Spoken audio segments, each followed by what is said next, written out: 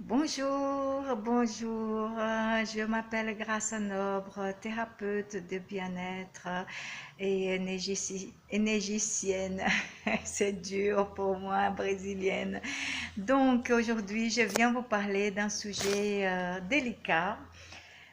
Pourquoi délicat? Parce que c'est un sujet qui m'a beaucoup touchée dans ma famille, donc au plus profond de moi-même, parce que à cause des pertes.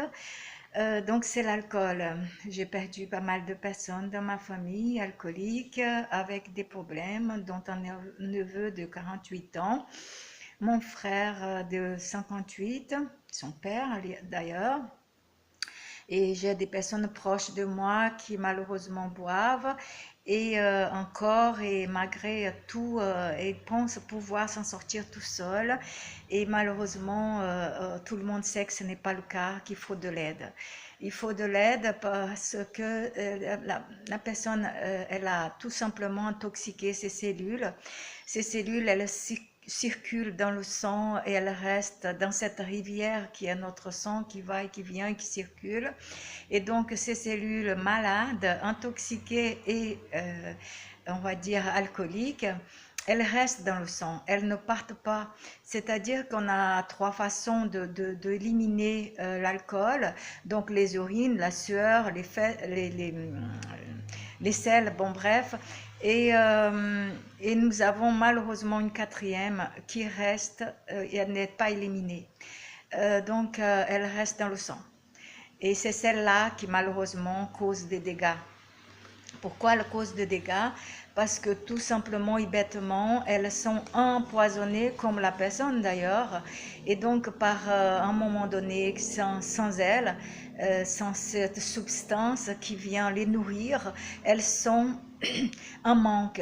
Et donc ce manque va créer à la personne une sorte de chose émotionnelle, des envies, des vides, des bouches peut-être même sèches, c'est comme on l'a dit, puisque heureusement je n'ai jamais eu besoin de ça. Mon seul vice c'est l'amour.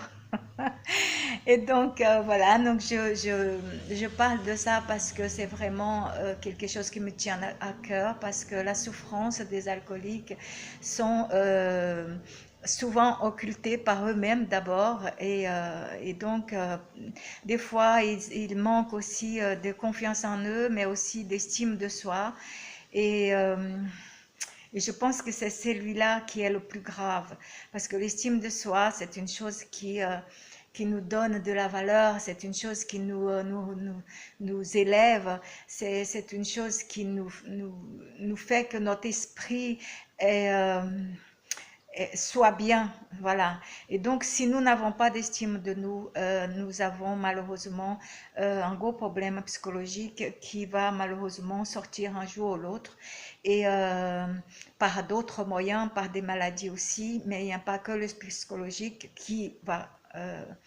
compter. Toutes ces toxines, toxines par l'alcool, toxines par cigarette, toxines par médicaments, toxines par le problème émotionnel, toxines par l'alimentation, beaucoup de pesticides et aussi insecticides et autres, et sel, beaucoup de sucre, beaucoup de sel, souvent malheureusement des choses raffinées et industrialisées.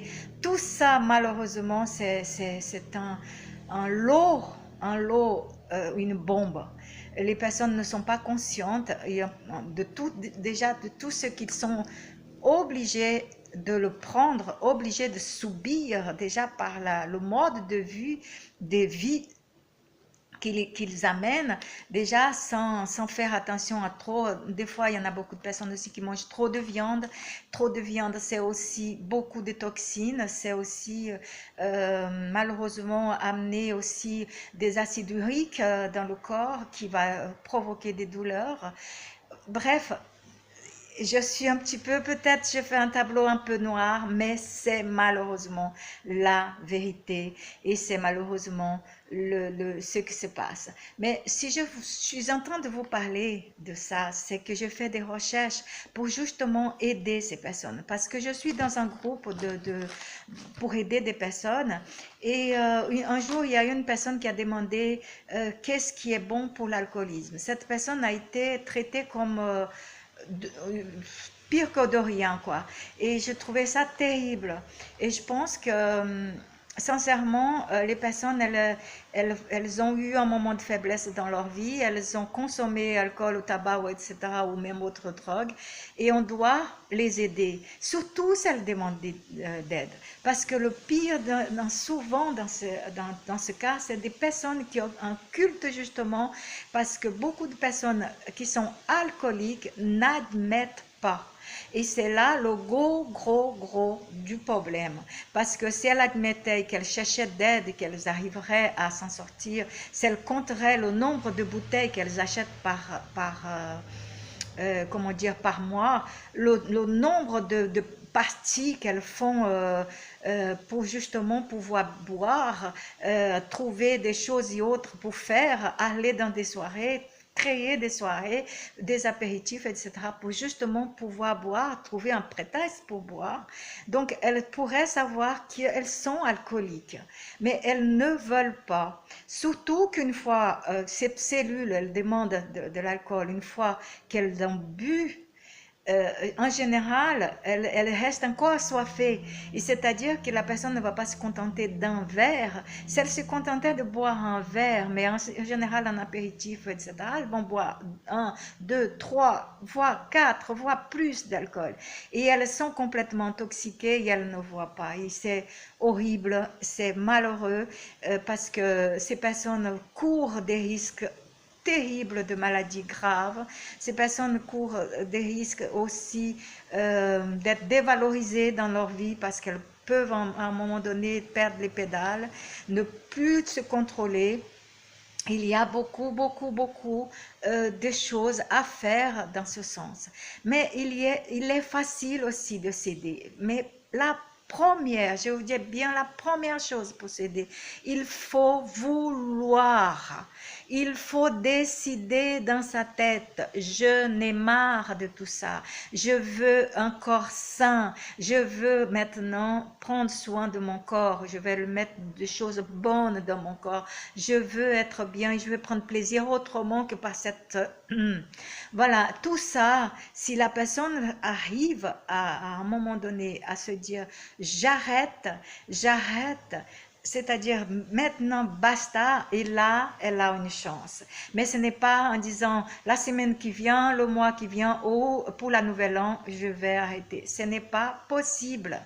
C'est possible si vous décidez avec votre esprit. Votre esprit est le maître, mais vous pouvez devenir le maître de votre esprit. Soyez le maître de votre esprit, le capitaine. Ne vous laissez pas amener par ces drogues, par tout ça. Dites-vous, je peux et j'arriverai parce que je suis forte ou fort. Et vous arriverez. Vous arriverez parce que vous avez décidé, mais vous avez besoin d'aide. Pour cela, mes amis, je vous ai trouvé quelque chose de très simple, mais vraiment d'une simplicité plus bête que ça, tu mords. Donc voilà, tout simplement, vous allez acheter dans la semaine, dans votre marché, vous allez acheter 1 kilo de citron ou plus et vous mettez dans votre frigo et vous allez consommer 3 par jour au début. Ensuite, vous pouvez diminuer, mais au début, au moins 3 par jour. Un à jeun, une demi-heure avant en vous réveillant. Vous amenez déjà quelque chose de couvert, voilà, le soir, vous le mettez au pied de votre lit ou sur votre table de chevet et vous le buvez dès que vous ouvrez les yeux. Buvez cette eau citronnée, c'est-à-dire vous pressez ce citron, je dis bien citron pressé et non citron de bouteille, parce que vous avez besoin aussi de vitamine C, vous avez besoin énormément de vitamine B du groupe B parce que toutes ces drogues dont j'ai parlé avant, elles boivent, elles détruisent absolument tout dans votre corps.